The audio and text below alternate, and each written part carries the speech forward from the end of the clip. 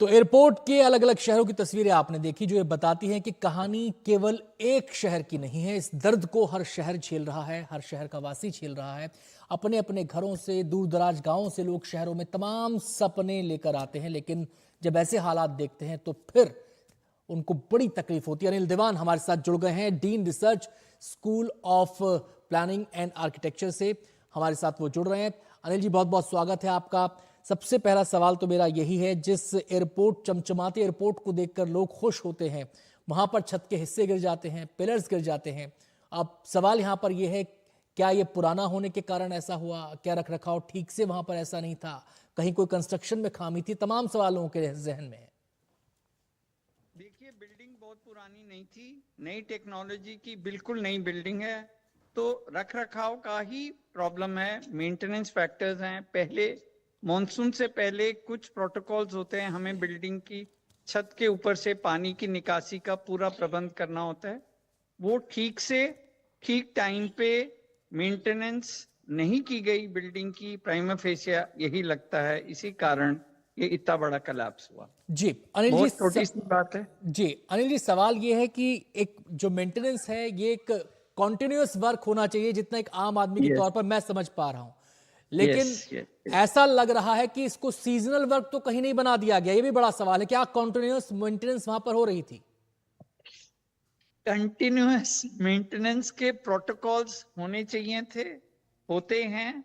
और ये नई टेक्नोलॉजी की नई बिल्डिंग है, इसमें मेंटेनेंस बहुत जरूरी है।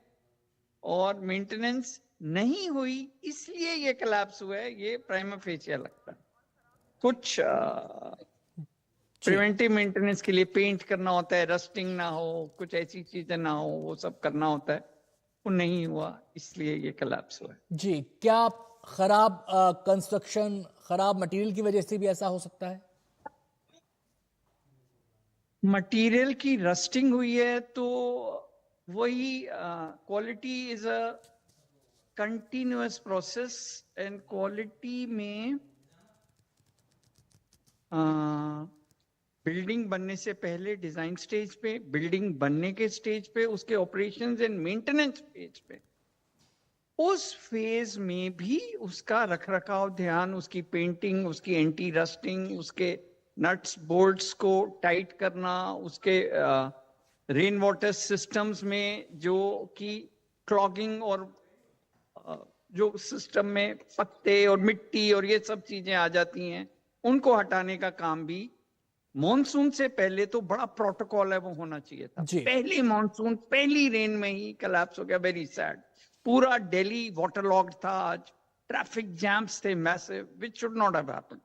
जी desilting and all those things Anil should जी, हैव जब हैपेंड जब इन ऐसे ऑल ओवर द ऐसे सिटी। स्ट्रक्चर्स तैयार किए जाते हैं, तो उन स्ट्रक्चर्स के लिए प्रॉपर उनकी एक प्लानिंग होती है, प्रॉपर उनकी एक डिजाइनिंग होती है, प्रॉपर उनकी टेस्टिंग होती है। क्या ये इस पूरे दुर्घटना को देखने के बाद जहन में सवाल ये आता है, क्या इन तमाम पैमानों पर चीजों को दुरुस्त रखा गया? देखो, बहुत बड़े कंसल्टेंट्स, बहुत बड़ी नेशनल लेवल की इंस्टीट्यूट्स ने उसकी वेटिंग, उसकी चेकिंग, और बहुत airports authority of India is a very reputed organisation which runs hundreds of airports all over the country. तो उनसे अब ये अपेक्षा तो की जाती है कि ये सारे सिस्टम्स और प्रोसेसेस इन प्लेस थे, और वो सारे फॉलो होने चाहिए थे, और ये कोलैप्स बिल्कुल नहीं होना चाहिए था। It is not acceptable at all, क्योंकि इससे हमारी कंट्री की रेपुटेशन, जी हमारी बहुत गिरती है, बहुत कम होती है। मतलब these are very basic fundamental things. This is no rocket science to जी, maintain a building in this world at this time. बहुत बहुत शुक्रिया अनिल जी, हमसे बातचीत करने के लिए और तमाम पहलुओं पर रोशनी डालने के लिए। तो अनिल दीवान को भी आप सुन रहे थे। दो खास मेहमान हमारे साथ और जुड़ गए हैं, क्योंकि मसला केवल एयरपोर्ट में हुए हादसे का नहीं है। मसला जगह जगह जो हमारे शहरों में जल जमाव हो रहा है, उससे कैसे निजात पाई जाए, ये भी एक बड़ा मसला है। दो खास मेहमान, परिचय आपका करा दें।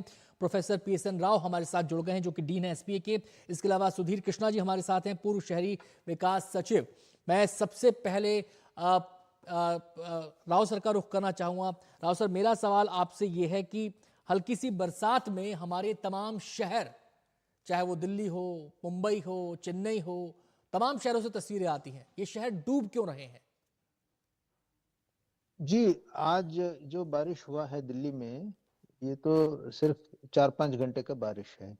ये तो मैं ज्यादा नहीं मानता हूँ। हालांकि कई लोग कहते हैं कि बहुत ज्यादा बारिश बहुत कम समय हो रहा है, तो इसलिए ये सारा हो रहा है।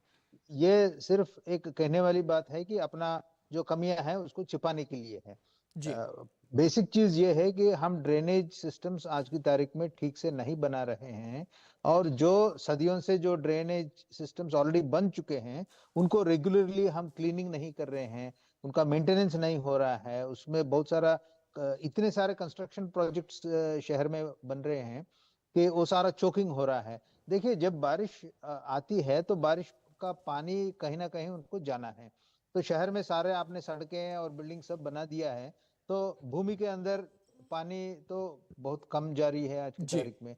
तो फिर कहाँ जाएगी? या तो ड्रेनेज में चली जाएगी, या तो फिर जो नेचुरल ड्रेन्स है, जो नाले हैं, उनमें जाना चाहिए। नाले में सारे आपने कूड़ा से आपने चोक कर दिया है, तो फिर कहाँ जाएगा?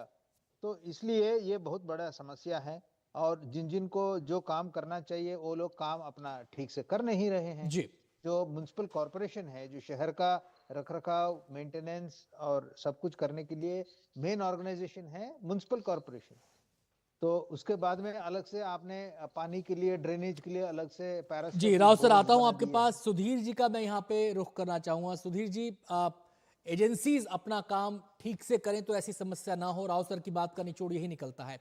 अब बात जब एजेंसीज की आती है तो बात आती है एक्शन प्लान की। हर मौसम से पहले कहा यह जाता है कि एक्शन प्लान बनता है, लेकिन क्या ये एक्शन प्लान जमीन पर उतर पाते हैं?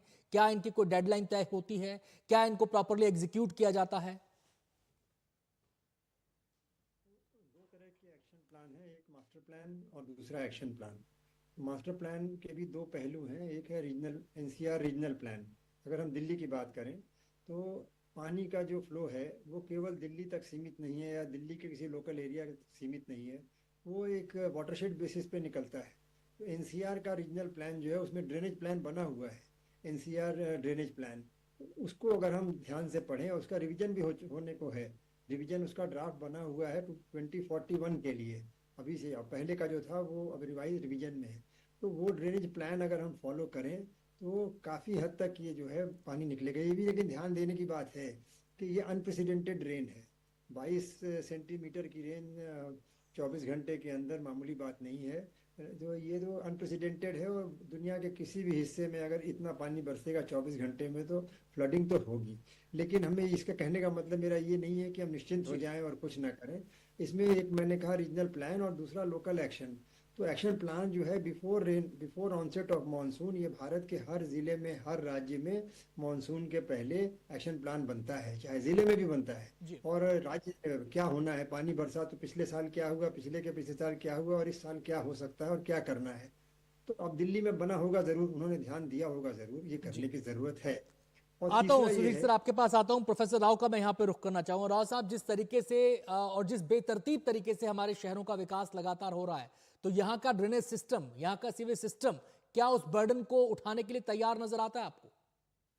नहीं, बिल्कुल बिल्कुल तैयार नहीं है, क्योंकि ये सिस्टम्स जिस तरीके से बनाया है ये बहुत ही एडहॉक वे में बनाया गया है। कभी इधर थोड़ा बना दिया, कभी उधर थोड़ा बना दिया। एक कॉम्प्रिहेंसिव तरीके से बनाना चाहिए, वो नहीं है। और जो नेचुरल ड्रेनेज सिस्टम्स है उन सबको हमने बंद कर रखे हैं। और जब बारिश का पानी आता है तो हर शहर में बहुत सारा वेटलैंड्स होते हैं, जी। वाटर बॉडीज होते हैं।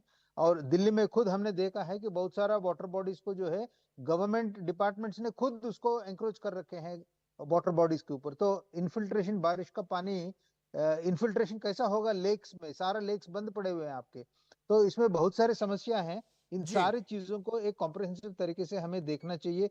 जब तक हम वो नहीं करेंगे, हम बिट्स एंड पीसेस में एक फायर फाइटिंग के तौर पे हम काम करते हैं। बहुत बहुत म्युनिसिपल शुक्रिया कॉर्पोरेशन प्रोफेसर और राव। मैं ड्रेनेज बोर्ड, माफी ये चाहूंगा, दोनों मेरे संस्था। पास समय की कमी है, इससे ज्यादा हम बातचीत को आगे नहीं बढ़ा पाएंगे समय की कमी के कारण। और सुधीर सर, आपका भी बहुत बहुत शुक्रिया हमारे साथ चर्चा में शामिल होने के लिए।